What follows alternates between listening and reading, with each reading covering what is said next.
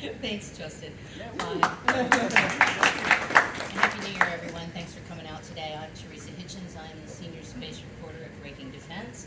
If you don't know Breaking Defense, it's online. It's an online publication. It's free. We cover more than space, obviously, with a name like that, but focused on military space.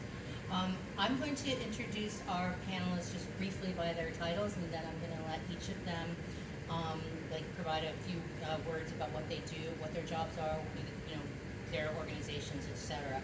We're here tonight to talk a little bit about what has just happened with after the European Space Agency Ministerial that just ended, which sets the budgetary plans and the programmatic plans for the future for the European Space Agency. I'm going to have them explain in some more detail, but just so you know, ESA is not quite like NASA. The budget doesn't work quite like that. It's got two kind of separate parts. One that's a collective budget, like NASA's budget, but another part where individual countries commit to, on a voluntary basis, support certain programs.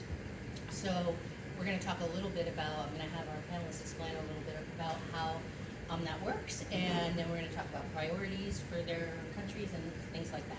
So, to my immediate left, we have Nicolas Maubert, who is the space counselor at the French Embassy, and I guess I should apologize to all three of you while I mangle your names. Perfect. And next to Nicolas, we have Agnello Violetti, who is the space attaché at the Italian Embassy. And last but by no means least, we have Mark Yoshimish, I can't say that right, of the German Aerospace Center, the DLR. And we're just going to go down the line. Do you want to just talk first and introduce CNS, what you do or what you do here, and then we'll just go on. Okay? Yeah. Hi everyone, Happy New Year to all of you. It's a pleasure to be here. So my name is Nicolas Maubert. I'm as Teresa said, the CNES representative, so the French Space Agency representatives in Washington, and also space counselor because our office is located at the French Embassy, and I'm also counselor to the Ambassador of France. So our office has been settled here in Washington DC since 1965. I've been here only for 3 years. Yeah, it's a long story. So CNES, the French Space Agency, has been created in 1961, so 60 years ago. Actually, last year we celebrated the 60th anniversary. And 60 years also of cooperation with the US. Since the very beginning of the creation of CNES, we signed our first agreement with NASA, and we signed our first young engineers at NASA Goddard to develop satellites, to learn how to develop satellites. So it's a long story. And so yeah, and now I can say we are in a new golden age of space, and first also for France and our cooperation. So it's a long-standing cooperation, as I said, in every domain of space, in exploration, in Earth observation, in science. For instance, we have been part of the last 3 missions on Mars, robotic missions, Curiosity in 2012, InSight in 2018, Perseverance, that has landed on Mars in 2021. We have a long-standing cooperation also with NASA and with JPL in Earth observation, in oceanographic and altimetry missions. So for the past 30 years, we have developed missions to monitor the level of the oceans. In 1992, we launched the first satellite, and since then we have launched JSON satellites, satellites dedicated to oceanography and altimetry. And the last one was SWOT, the Surface Water and Ocean Topography satellite that was launched on the 16th of December, so just a few weeks ago from Vandenberg, California, from the Vandenberg Space Force Base. And it's the first satellite that we make almost a complete monitoring of all the water on Earth, not only the ocean, but also the clear water. And it's a game-changing mission for water management and environment and climate change characterization. So yeah, this is the type of work we are doing. So CNES, French Space Agency, we are 2,500 people roughly. We have a budget of about 3 billion euros, so almost dollars per year. And and as I said, so we are doing mission in exploration, in Earth observation, in science, but we're not only a civilian agency, we're also dealing with defense programs. So of course, for the Ministry of Defense, but we implement military satellites. And we are also a regulatory agency in the sense that we are the technical authority of implementing what we call the Space Operation Act. In the US, this is what, through the licensing process, what's dedicated to FCC, FAA, or NOAA. In France, the CNES is really in charge of assessing, all the giving all the licensing for launches or orbital system. So yeah, that's basically what we are doing. And yeah, perhaps to conclude, effectively, I said a new golden age. And frankly, we just concluded last year in 2022 a really amazing space year. Of course, we are part of main missions with NASA in the past year. So we are on board, of course, James Webb Space Telescope that has been launched from French Guiana in Christmas 2021, 1 year ago, with an Ariane 5, which was a big success. Of course, in 2021 as well, Thomas Pesquet, the French astronaut, was the first European astronaut to be launched aboard the Crew Dragon and to join the ISS. And in 2022, of course, so the first images of James Webb were released. We launched the SWAT satellite, as I mentioned. In terms of exploration, we launched Artemis 1, so perhaps Mark will more talk about that because we are on board with the European Service Module.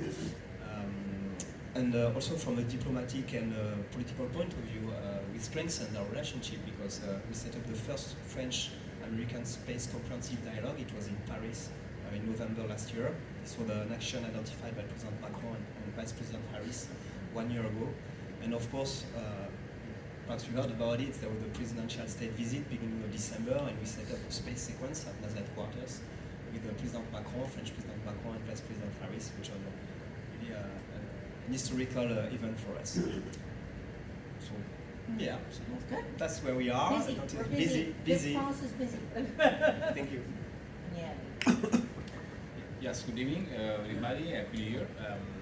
My name is Nello Violetti, but everybody in the space sector calls me Nello, so I go by Nello. And actually, I'm not a space guy. I say that I don't have much experience of space, but I'll tell you a little bit of my story, and then we start from there. Someone of you here knows already the story because it's very unique and interesting also for me, because I'm really honored to be here today. Actually, I'm a test pilot from the Air Force, Italian Air Force. So when I was in 2017, an astronaut from the Italian astronaut Roberto Vittori, that was working here, stationed here, called me and asked me to run the space sector for the Air Force. So I started everything in this sector, working for the Air Force, running the space sector for the Air Force. I started to study and understand. Actually, I started with something that was very close to what I was doing. Basically, I was test pilot, so I started with suborbital flights. So I started to work with Virgin Galactic, and after that, I started to explore the space with satellites and launching, and then understood all the rest of stuff. After a couple of years, I started to work with the Italian government. And also that, I don't know why they called me, but they called me, and so, well, I don't know, maybe there was nobody there at that time. So I ran through the Artemis Accords. We were like, as you know, the first in Europe to sign the Artemis Accords. I was there pushing for that, and for this reason, I guess they said, you started Artemis Accords, so why don't you go there in US and start to work with US government? So at that time I started to study again and understood all the rest of the space sector and how we could cooperate and keep increasing. And then I discovered that more than 60% of the International Space Station has been built in Italy, in Turin. As you know, we have like a bilateral agreement with the US. Actually started a long time ago in the 80s, but from the 60s we already started to work directly with the US in bilateral cooperation. And for space station, we were like, we created this with Italian Space, Italy, North Turin, this unique capability, manufacturing capability to build our, I would say, pressurized module. So this was, I guess, one of our best product in this time. As Nicola was saying, is a golden age, this one, especially for the low Earth orbit. Maybe after we are going to talk about that. But being having worked in the space station for a long time and having these capabilities with the manufacturing capabilities gives us a possibility to be like an interesting player, starting from Europe and starting from a multilateral cooperation to a bilateral cooperation with the US. So that's it. Awesome. Thank you. Just pass it right down. Mark. Oh, okay, we'll go. Okay, thank you very much. Yeah, I think it works. Come closer to me. Yeah, you need to Thank you, come Jess. closer. Yeah, we have rolling chairs, so you don't have to move that everything. You just move. Okay. Yeah, thank you very much for the ISU Washington DC chapter for organizing this, inviting us, and for feeding all of us. It's always easier to talk to an audience that has eaten well and has a nice drink. Happy New Year. My name is Mark Jeromich. I'm the head of the DLR, German Aerospace Washington office. So DLR stands for Deutsches Zentrum für Luft- und Raumfahrt, and that means German Aerospace Center. And obviously, and we're the German Space Agency. We are also at the same time Europe's biggest research center for space and aeronautics. We have in total roughly 10,000 people working for us, 8,000 working in R&D, a little bit more than 1,000 working in a project management agency, which is not related to space activities, and then we have the staff of the space agency. So the space agency, of course, is responsible for the national space program, but also for all the European Commission, European Union activities. So we represent Germany in the committees that deal with space there. And last but not least, of course, we are managing the German contribution to the European Space Agency, which is the main topic of today. We're going to talk about it in more detail later. So DLR, besides the activities with the European Space Agency, also has a lot of bilateral activities with the US, and that's the reason why we have an office here as well. So our office, it's a slightly different setup than my colleagues here. We're not part of the German embassy. We have our own office here. We work closely with the German embassy, with the different sections there, with the science and the economic section, but we're not part of the embassy. And we're here as a liaison office to connect with our US partners. And that's, of course, in first hand, it's NASA, but we also work directly with US industry, with US academia, and other research organizations, and so on. And the office is also responsible for our cooperation with Canada. So we also work with our Canadian partners from here, from DC. I myself, I'm at DLR for now more than 15 years. I started at the Space Agency, which is located in Bonn, the former capital, and later moved on to the headquarters in Cologne, which is very close to Bonn, and to the International Relations Department there. And I'm here now in DC since almost 5 years. Yeah, what else can I tell you about DLR? I think that's the main points I wanted to make, and when we go into the topic of today, we can go into more details on the missions and things like that. Okay, so as I said, our main topic of today, although believe me, I'm going to branch out, that's a warning to the panel, is looking at the outcome of the ESA Ministerial, which just wrapped up at the end of last year.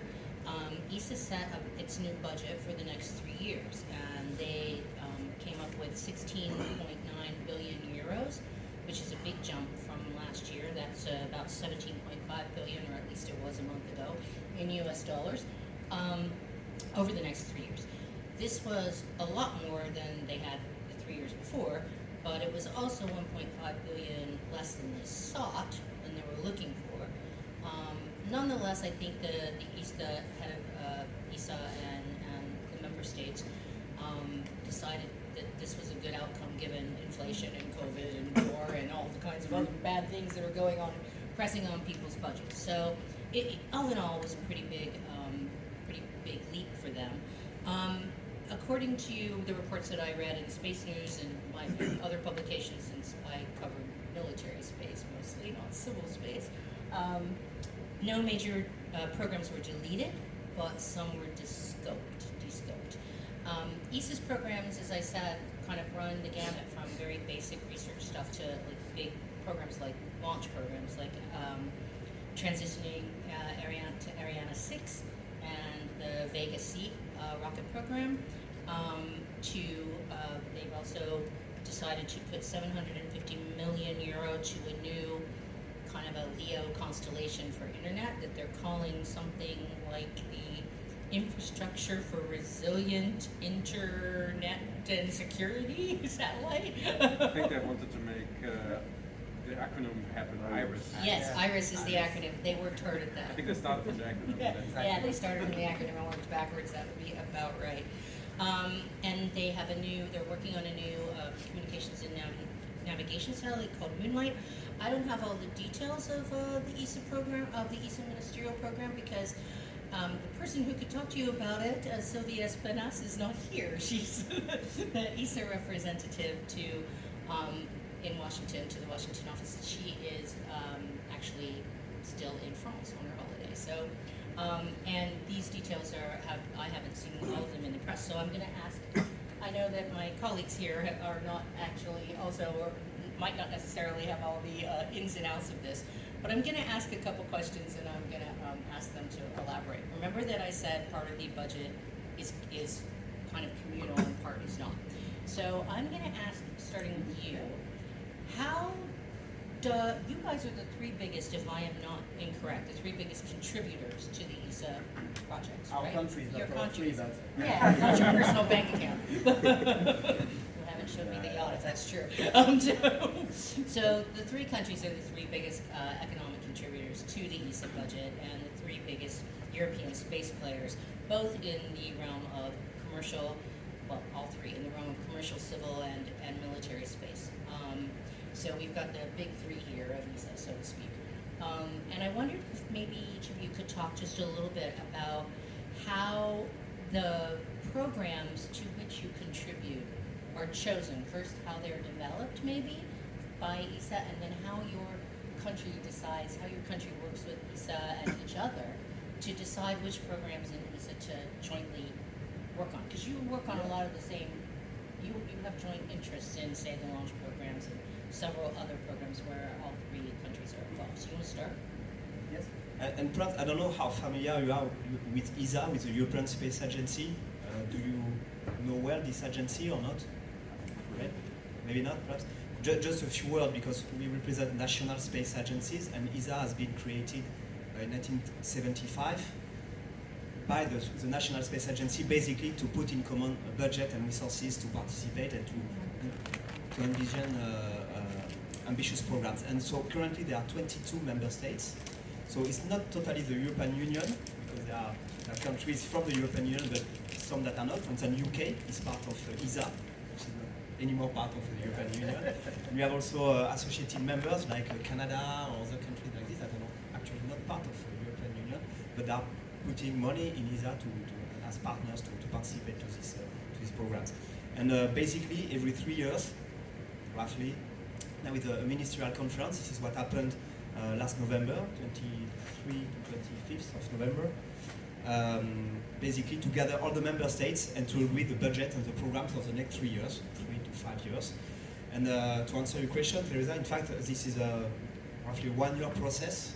Before that, there are iterations. There is a proposal from the Director General of ESA on the different programs in different domains, in exploration, in science, in Earth observations. And basically, you have different program boards, and all the member states are gathering on a regular basis to say, okay, effectively we push for these programs because it's in our interest, it's the interest of the scientific community as well. Before that, in fact, because we are talking about optional programs, in fact, as you were mentioning at the very beginning, in the budget you have mandatory programs. Basically, they are the scientific programs of ESA. Mandatory means all the member states of ESA are obliged to contribute on the basis of their gross national product. So each country is putting some money, so this is to cover by default all the scientific programs that are agreed, and these scientific programs, they are based on a long-term strategy, as you have in the US, a decadal survey, let's say. It's a similar process where you have scientific community pushing for some thematics, like the next is called Voyage 2050, and for instance, one of the theme is to explore the icy moon of the giant planets. This is one of the topics, and then we implement program and we put money for that. So these are the mandatory programs, plus the French Guiana Space Center also, that is something mandatory. And also what they call the basic activity, but these are basically the infrastructure and all these things. And then you have another bench of programs that are called the optional programs, and each country, as you were saying, and this will answer any question, can contribute depending on their scientific interest, industrial interest as well, and because this is based on what we call a geographical return. It's been, for instance, if a program costs 100, if France I put 30%, I will have a return for my industry of 30%. So 30% of the programs will be dedicated to comes back to my national industry. So you have, depending of your industrial expertise, industrial interest, put some money in the programs. And as I said, it's iterating a process all along the year. So all the countries gather together to reach an agreement, and up to the very last night during the meeting to agree on a set of programs. Mark, do you want to talk a little bit about what the priorities are at this point for perhaps for Germany within the ESA portfolio, and what the priorities are for ESA collectively? I read a couple of different articles, and one of the interesting things that I thought was interesting was that there seemed to be a lot of discussion about European independence and ensuring European independence, not just from the U.S., but in general, European independence in launch, European independence in satellite communications, etc. So maybe you can chat a little bit about that. Yeah, I can try. So, from the German perspective, we can sum it up in three areas that are of particular importance for Germany. The first one is climate science and Earth observation. So that's an area where we it's also one of the programs where every country can decide how much they're going to invest, and Germany decided to invest like 25% of the total budget that comes that ESA has foreseen for that area. So climate science in terms of the sensor development, but also data handling, data analysis. This is one of the priorities because the German space strategy foresees that our activities, that our investment in space should help society and should benefit society. So this is definitely one of the key challenges that we want to tackle through our activities at ESA. The second one is also the competitiveness of the European space industry. You mentioned maybe rather say non-dependence compared to independence, because that could also be that you have some alternative vendors for certain technologies, but of course we want, in certain areas Europe wants to have their own capabilities. So launcher is definitely one of them, but also some certain technologies you need for in general for space missions. And so we have a technology development program, and that's also an area where Germany is investing heavily, especially because this is a tool that's very important for small and medium-sized enterprises to bring to mature their technology developments. And in general, you could say the German economy really relies heavily on the small and medium-sized enterprises. So we don't have a structure with only a few really big players that are heavily supported by the government or that get all the contracts, but we really have a space sector with a lot of smaller and medium-sized enterprises that have some special capabilities that are sometimes world market leaders in their domain, but rather focused. And for those, it's very important to have these technology development programs through ESA as well. And also, when we talk about competitiveness, for us, it's very important that we have, for example, this, it's a little bit old, is the term new space approach, where we really want, where we see governments, ESA, but also national governments, more as anchor customers and for companies that then develop more commercial approaches and so one very prominent example is the small launcher segment, where we now are really happy that the small and medium-sized launcher companies that we are growing in Europe can now actively participate to ESA tenders there and will be part of the game there. So that's something really important. And the third pillar I want to mention is that human and robotic exploration is one of the priorities also for Germany. And there I definitely have to mention, of course, the European contribution to Artemis. Nicola already mentioned it in the beginning, that you're probably aware that Europe is contributing a mission-critical element of Artemis, the European service model, which provides propulsion, life support, and energy supply to the Orion space capsule. So without this European service model, there's no human Artemis mission possible, and through ESA, Europe is going to provide. I think currently it's the agreement is to have in total 9 of the European service models provided through the full Artemis program, and Germany is the biggest contributor to the European service model. It's produced in Bremen by Airbus, and we contribute more than 50% of the total budget to it. So this is definitely one of the priorities from the German perspective, and also the decision that Europe will provide a large logistic lander for lunar activities, which will bring down 1.5 metric tons to the lunar surface. It's also supported from the German perspective and with the German contribution to this exploration program. So those are the 3 major areas where Germany put a big part of their budget in. Is that lander called the Argonaut? Yeah, Yes, Argonaut. Yeah, Argonaut. that's the name of the lander. Exactly. And Aniela, you want to talk about where Italy's priorities are for ESA? Yes, as I said, I'm not from Italian specialty, so I just went online. I divided my notes here from guys from Italy. No, actually, yes. Okay. First of all, Italy is the third contributor from in ESA.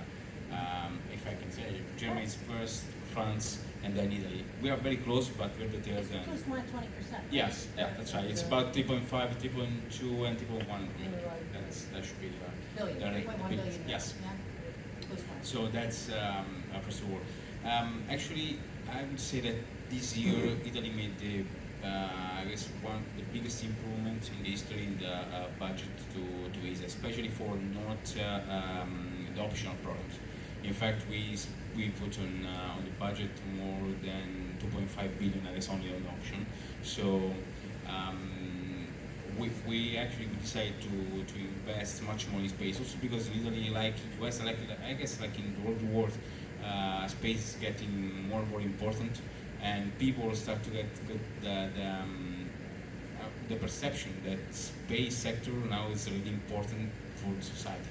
So before, and I just make a little digression in this, in Italy especially, it was very difficult for the government to support the space sector in the last years, because actually people they didn't understand how space could be useful to the normal life. Nowadays, everybody, also thanks to the, I would say the new approach, the new US approach, the new space economy, SpaceX, Elon Musk, Bezos, all these big names that usually people read on newspaper every day, and this created a new perception to everybody. So now the government is could invest much more without thinking to create like kind of political issues in the whole country. It's an important. That's why it's like I think we are really golden age also in Europe and I think also in Italy.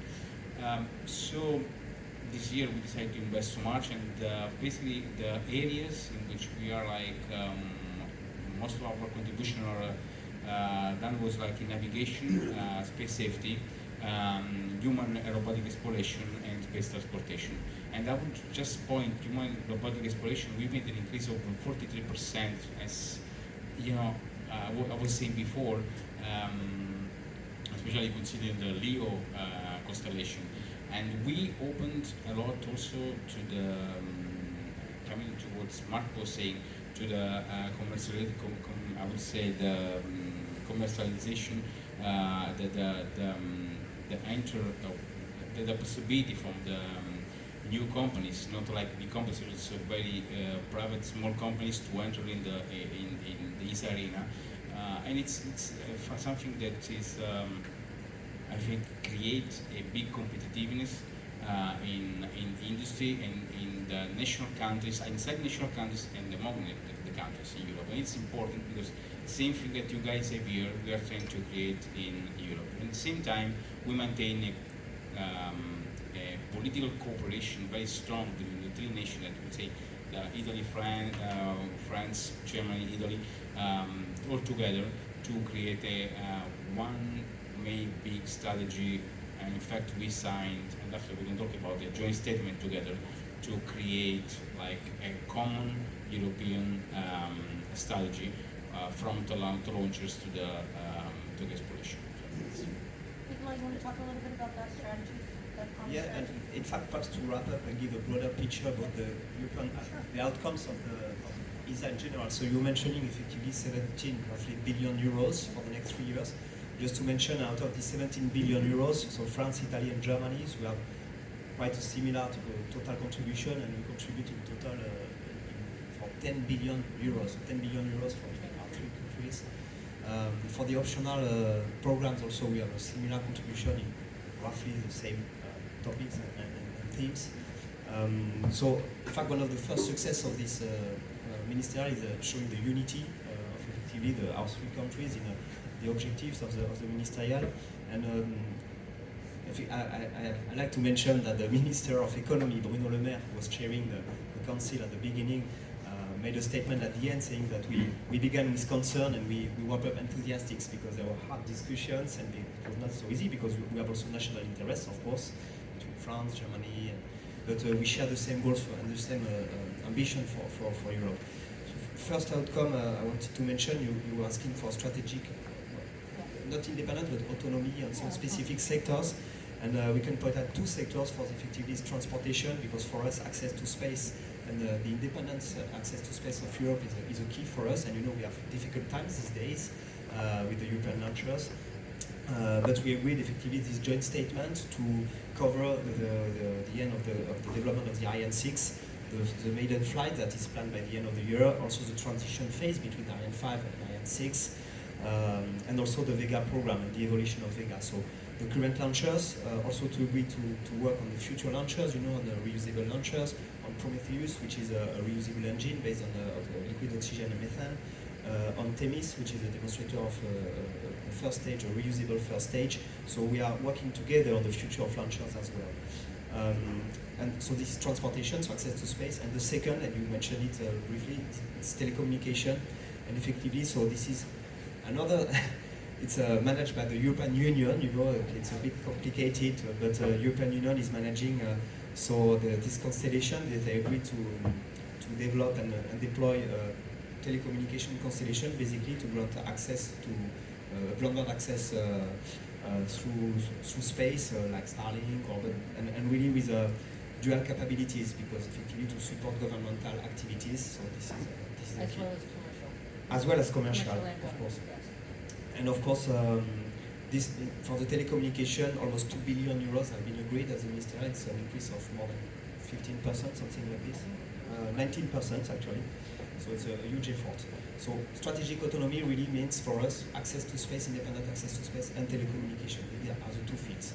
And the two other fields that are really important, they have been mentioned by Mark and Yellow, but is effectively Earth observation and fighting climate change, help people. So programs, so we agreed to work on the IOLOS 2, for instance, it's a characterization of the winds, but all these missions that are required to monitor some key elements that are required to characterize the evolution of climate on a global scale. And only space can do that. You know, out of the 50, 55 essential climate variables, more than half of them come from Earth, from satellite observables. And so we need this type of program to characterize the evolution of climate on a global scale and on the longer term. To give all the inputs for the political makers to take mitigation actions, and also to implement, and Angelo mentioned that, operational tools to adapt to the consequence of climate change, to prevent floodings, fires, and all these things. And we have an initiative called the Space for Climate Observatory, and Italy and Germany are signatory of that. It's really to put in common, use the space data, leverage the space data to implement these operational tools to adapt to consequence of climate change. So Earth observation was one of the main budget for us. It's 2.7 billion. And the other one is exploration, and you mentioned that. And this is to continue our commitments to our partnership with the US mainly, and on the Artemis program. You know that we are partnering, so on the bilateral basis, but also through ESA, through barters. These are cooperation in nature. They will never exchange of fundings among us. We just say we bring some equipment, and you said Italy, they are brought all the pressurized module of the ISS, and so we provide equipment system in nature. In exchange, we have flight astronauts, these type of things. So this is what we are doing. And in terms of exploration for Artemis, so we commit first to the operation of the ISS up to 2030. This is one of the major outcomes of the ministerial. Second, effectively, as Mark said, we committed to the European Service Module up to the 9th, I think. Remember, so 1, 2, 3, 4, 5, 6 were already agreed, and 7, 8, 9 were agreed at the ministerial. And we worked also on the EF3, the Argonaut, so the large lunar lander with a capacity to bring 1.5, 1.7 tons on the surface of the moon of cargo. So this is also a big topic. And this will be used effectively to barters and to allow us to have astronauts on North Gateway and on the surface of the moon as part of the Artemis program. And last also with effectively the Martian programs. So effectively there is this question of ExoMars, so it's still pending of agreement with the US and implication of the US, because ExoMars was a Martian rover in cooperation with Russia. Of course, everything has stopped, so we need to find solutions because it's a multi-billion dollars program. But we committed to effectively provide money pending effectively this the implication of the US. But we committed also on the Mars Sample Return mission with Airbus contribution to an orbiter, so European industry to that. So exploration go through Mars as well. So you mentioned the sort of the elephant in the room, the Russia card. The elephant that's out of the room now, I guess. And I know that has been a problem for because many of ESA had quite a bit of cooperation with Russia in the past. I'm going to ask the flip side question though. Can you? I know that none of you are military space experts, and that's not your role. But just well, man, you are. You come from test pilotry.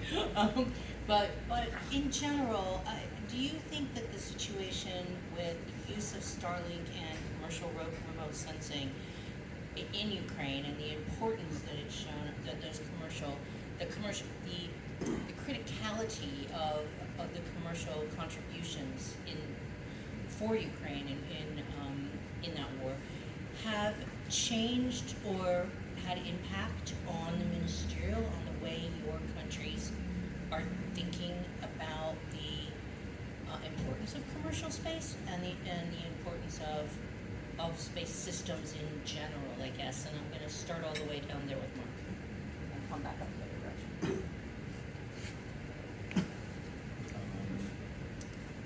I think the importance of commercial space was already on the minds of all the countries at ESA, even before we saw the big contributions commercial actors could make also to military intelligence with Maxa pictures and so on.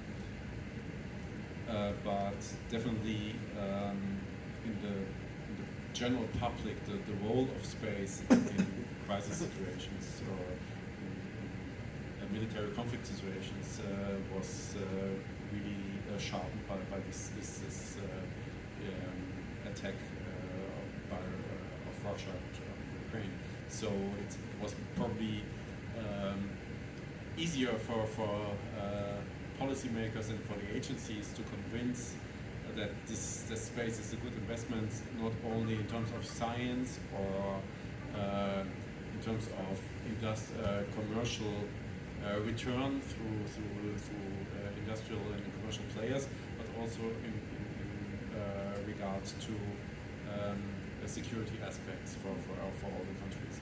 And we have, of course, some programs at ESA when we talk about space situational awareness that are always, of course, a big topic for security applications.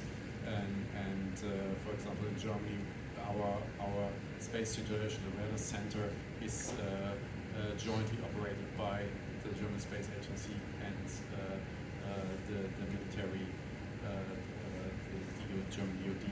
So we have already cooperation going on and try to use our resources and capabilities jointly. I don't think that it made a big difference in terms of the ESA Ministerial and the different programs there, but because by definition ESA is a civil space agency, so they don't have military programs. But of course everyone is aware when we developed the European space industry, for example Earth observation space industry, their capabilities, that of course also the European defense sector will profit from their capabilities. Everybody else feel the same way? Yes, pretty much. It's what I was saying before. Actually, you had the perception first. As Mark said, I think that we didn't change the problems in ESA. Like they stayed the same pretty much because everything started in the process, as Nicola was saying, started much earlier than the actually conflict. But I would say that we changed a little bit some part of the problems. Nicola before was talking about ExoMars.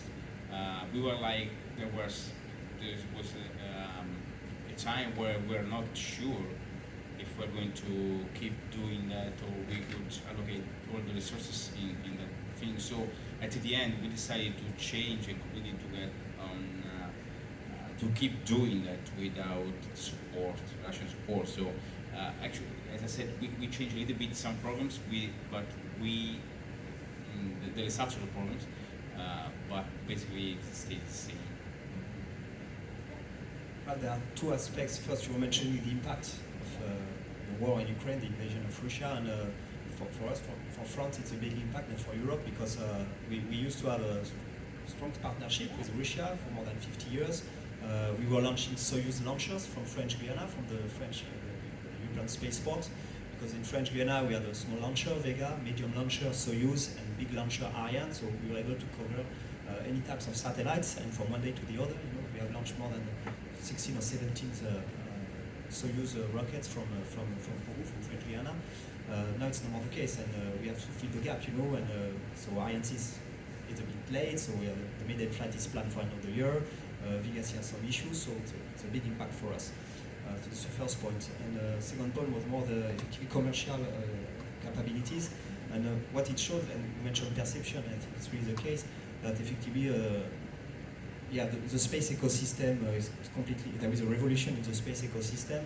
Now the commercial capabilities are arriving. Of course, we had historical players like Airbus or Thales in Europe, but now you have commercial capabilities and you have new way of thinking space programs. We are not anymore a bunch of space agencies dealing with a very big, complex scientific program. This is still the case, hopefully.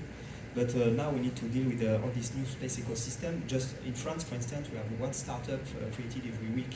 So it doesn't mean that all these startups will be successful, but this is something quite new. We need to develop a market for them, and also to develop also new way of thinking private-public partnerships. We're mentioning effectively develop sustained competitiveness, and it means, for instance, for us offering service contracts, not only development technological contracts, to help these startups and these new companies to bloom and so we need to think. To have new way of thinking space programs and to rely on commercial capabilities. So this is really important, and I think this is something that in France and in Europe, effectively, we are dealing with. In CNES, for instance, we went through a big reorganization. We have a new directorate fully dedicated to the space ecosystem. It's really new for a space agency because in the past we had directorate per domain for exploration, for science, and so on. Now you have a complete directorate dedicated to accompany the startup, the SMEs, and to find investors as well, to deal with investors. This is something that is completely new for us. That's really interesting. One of the things I think it would be a fair statement to say, in the past, the part of the difference between the sort of the European space ecosystem and the U.S. one was that the U.S. has such a big military sector, and they have so many of their own military silos. We have so many of our own military silos, whereas in most countries in Europe, now I know all three of your nations have military silos, but not nearly the military ecosystem. In other words, civil space assets have been dual use. They've been used in many ways, many systems by the militaries and the governments. But I guess in both countries, it's interesting, in both places, in America and in Europe, you're seeing this commercial revolution really have a giant impact on government, how governments think about how they develop and utilize commercial capabilities. Can I ask a question about that? Have your countries been thinking about the concept of commercial as a service, just buying commercial data as opposed to kind of ingesting commercial technology? Do you know what I mean? Yeah. Yeah. Yes, in France we have a new investment plan of 1.5 billion euros over the next 7 years, fully dedicated to that, to the ecosystem. And the idea is effectively to buy services to the company. And as I was saying, I don't give you only $1 million to develop a technology, but $1 million to buy you some service, some data over the next 1 or 2 years, because this is this bring confidence of the private investor as well. So this is something important. And we try to develop private commercial capabilities in that sense. And for instance, you were mentioning SSA or the USST, so for all the capabilities, the same as in the US, we try to develop a private ecosystem to monitor what's happening in Earth orbit. So not develop our own capabilities, but give service contracts to new companies to provide this data for the European SSA and STM capabilities. So SSA is space situational awareness and space traffic management, so to monitor all what's happening, all the object and the debris in orbit. Yeah, pretty much we are doing the same in Italy, not maybe as much money that France is allocating there, but we are doing the same process. And to support the process, we have this interesting thing that we are starting to create some also support as government private funds. So that is helping to change, like I was saying before, the logic and the approach in the space. So like especially from the government point of view and with this kind of not private, but private banking that is like working with government to create this kind of private funds to support the development or the space and starting from data. Okay. So, Cool. Yeah, maybe I can mention here one program or one directorate we set up at the Space Agency that's also looking to bring together, let's say, classical space companies with companies from other sectors to cross-fertilize their technology, their developments, and also be able to use developments, technologies from other sectors in the space domain and vice versa. So that's also a new approach to support commercial space actors to broaden their markets for their technologies and their services, and also make companies aware of some space-derived technologies and services that could be useful for them, and they never considered for their activities, because space seems so far away and seems to be always moon landings and things like that, but not in their reach or of interest to them. And that's also one approach to support the commercial actors in that area. So I'm going to ask one more question, and then I'm going to open it up to the audience. So put your thinking caps on. This is supposed to be interactive, so please get some questions ready, okay? My last question is just about with this. You called it the golden age of space, and I think in many ways that's true. But it also is a difficult age with the increased military competition in space, and just the plethora of new actors. Some who know more about what they are doing, and some who don't know as much perhaps about what they're doing, or they should know what they should know. And I wondered how your countries, your agencies, your governments were looking at the issue or the importance of, you mentioned it, space traffic management, norms of behavior, trying to get a better handle. When aviation first started, as everybody probably knows, it was kind of willy-nilly, and it took a number of accidents with airplanes running into each other over the oceans before there was an international accord could be established to establish traffic lanes for airplanes and procedures, and the fact that you couldn't put your tires back on your plane with chewing gum and duct tape, and we don't really have those internationally yet in space. And I wondered if each of you could briefly address that issue from your capital's viewpoint. Very difficult question, because effectively, so yes, we are aware of the issue. Everybody is aware of the issue of debris, of collision, and all these things. There is this UN COPIOS, the Committee of Peaceful Use of Space, where you have the legal and technical subcommittees when we are discussing these issues. We agreed in 2019 a set of long-term sustainability guidelines. So there are guidelines at the United Nations level, of course, and the countries, it's up to the countries to implement these guidelines at national level. The issue is that the difference between aviation is that effectively we are sharing the same space in orbit, and a satellite that is launched from the US will fly over China and over some other countries, and vice versa. So this is a difficult point, and effectively, so there is a consensus among all the countries to say, yeah, we need to do something, but then the implementation is a critical issue. So there are plenty of forums. We discuss this type of issue at the Paris Peace Forum. Is there as well, so there are some initiatives, but the difficult point is to have a common, not an international regulatory framework, but or harmonized regulation at national level. So it depends on the will of each country. So you have the like-minded countries, or it's easy to talk to each other, but how do we talk to also other countries who perhaps don't have the same approach? In France, what I can tell you, effectively, we have the Space Operation Act, so we have a dedicated law that is managed, I was mentioning at the beginning of the ESA. And effectively, when you want to launch a satellite from French Guyana with a European launcher, or you want to send a satellite that is built up by Airbus, Defence and Space, or Thales, you need to go through a set of requirements, and we are updating the Space Operation Act to implement the long-term sustainability meeting guidelines, for instance, to ensure that you will not collide with another satellite, or the probability of failure in such a way that you don't impact orbits. And okay, so this is from regulation point of view. And then you have also other form that we mentioned, the ASATs. We were discussing that before. So these are anti-satellite testing. So Russia destroyed their own satellites. It was back in November last year, I guess. Yeah. So generating thousands of debris, and so there are this discussion at United Nations level. And so, for instance, France recommitted last December that we will not perform this type of test to not increase the number of debris in orbit. Anyone else? Yeah, I completely agree with Nicola. And actually, we are like,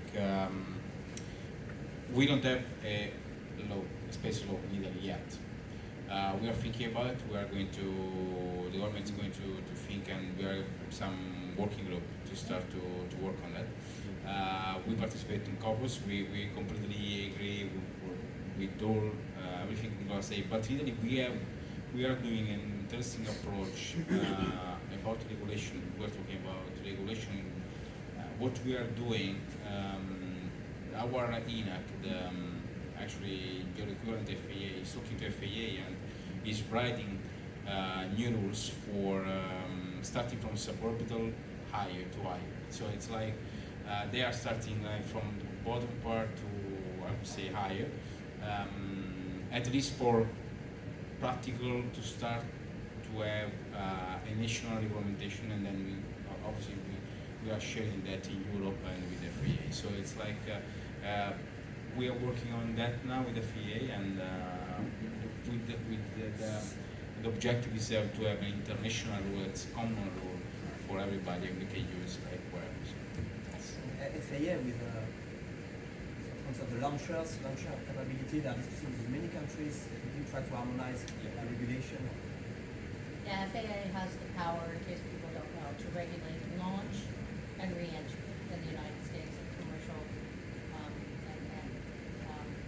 satellite launches. So, Yes, I totally agree with what Nicola and Angelo mentioned. So some European countries still have some more homework to do than others regarding their space law, especially when we talk about launching. There were not so many European countries that had active launch sites, given the population density around and the area they need for that to launch safely. But we have now other systems coming up. You were mentioning Virgin Galactic with their suborbital flights. There's Virgin Orbit with their plane-based launching approach. So now basically, if you look at those systems, you can have spaceports also in areas where you haven't thought about it for vertical launches before. So there will be more European countries that have to think about that, work on that, and as you mentioned, that should be in a kind of harmonized way. Which allows, of course, also the launch companies that come up also in different places to work with, it's not the same set of rules, but similar set of rules. That would be helpful, of course, for those. And of course, also we contribute to Eurocopus, and we think it's really important that we have multi-level agreements, multi-level approaches. And of course, we also read that the process is sometimes painfully slow, and especially commercial space is moving much faster. So we need something in between where we agree at least on certain, if not standards, then procedures, and of course as many countries as possible should adhere to those procedures and should feel that those procedures are also for their benefit. So that's definitely an important task that all the countries need to tackle together. Yeah, well, just to add a point, because we are talking about what's happening very close to the Earth, in what you call low Earth orbits, let's say between 500 and 1,000 1,500 kilometers above our heads, because we have plenty of new objects, constellation, mega constellation, and debris and so on. But there is also another topic related to exploration, because now we are going back to the moon, to not only to set up a flag, but to stay, to train, to go further, and this is a reality. We have launched Artemis 1 end of last year, and there is this issue of norms of behavior, of what's happening effectively if you are going on the moon and you are digging the same holes. The US, China, France will dig in the same hole to find water. How do you manage this type of situation? And so, currently you have only the Outer Space Treaty from 1967, setting very high level guidelines, saying, okay, we need to have a useful usage of space, but now we need to implement this into concrete action. And so, just to mention the Artemis Accord, it is a first initiative. France has joined, Italy as well, Germany soon. But this is really a first step, and as Artemis, is a kind of test bed. We go back to the moon to develop new technologies, new operations, to learn how to live on another planet, and to be able then to go further. The idea is not to stay on the moon just to stay on the moon, and so to develop technology operation, but also policies. And the Artemis Accord is the first step towards what we push to have a multilateral agreement for these activities in outer space. The Artemis Accords, everyone should be familiar with them. If you're not, you should definitely look them up. It's really interesting as someone who, I spent 6 years working through the UN, and I worked on issues of norms of behavior. And the Artemis Accords are one of the first time countries have tried to sort of get in front of a problem. They're not reacting to a mess or some disaster that's already happened. Instead, there's an actual effort there to try to coordinate on policy and prevent problems from happening. Awkward situations. Think conflict. These guys are diplomats, I'm not. So I'm going to open it up to the audience here. I hope you guys have thought of questions. Go, somebody go. All the way in the back right there. Sir, no, you, yeah. Oh, thank you. Hi, Carl Baker from South Space. You're going to have to speak up, because I don't think this microphone it doesn't come off, does it? Normally I have one, but I thought they had. Okay. Don't worry, we'll hear you. We'll echo it. Speak loud. I was just curious about the IRIS program. I'm trying to understand, is it a government-funded defense program, government-funded civil program, government-funded commercial program? Because some of the uses seem to line up with commercial systems. How do you see that? It's a very good question. So it's managed by the European Commission, European Union. ESA is just the implementation agency of the program. So it's managed. So the European Union, they have a 14 billion euros budget for the next 7 years for space. So it's distinct from ESA and from the national space agencies. So it's another entity in Europe. They are managing basically 3 constellations. So the Galileo constellation, the GPS, European GPS, the Copernicus constellation, which have all the Earth observation satellites constellation, and this new constellation. So it has been decided last year to finance, to fund this new constellation with a strategic perspective, to have the capabilities to provide communication to the government in case of crisis, and to have this type of independency, not to rely on Starlink or other constellation in terms of conflict. And you were mentioning the Ukrainian crisis. This is this highlighted this need for capacities. So this is funded by the European Union. This is also funded in the implementation by ESA. So we have allocated 600 million euros for the next 3 years for the development.